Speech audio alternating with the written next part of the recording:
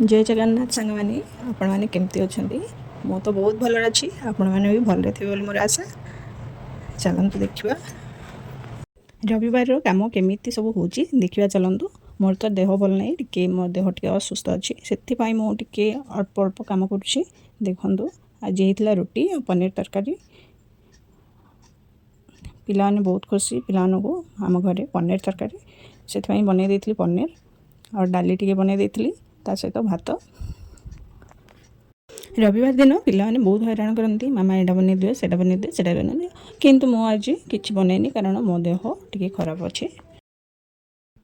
मत रुटी सहित डालमा खाया बहुत भल लगे कहीं तेने भिजेगी एका सागर ढोकिया पड़ो आ चुबाई पड़ो ना से बहुत भल लगे मत मो किंतु मु भात खाए रुटी खाएनि रात मत भात न खाइले भोक लगे ना मुझे भात खाए।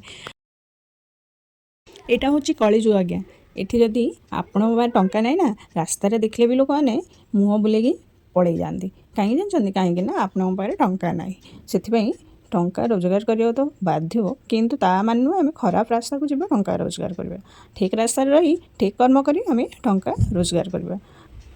रही जय जगन्नाथ शुभरात्रि।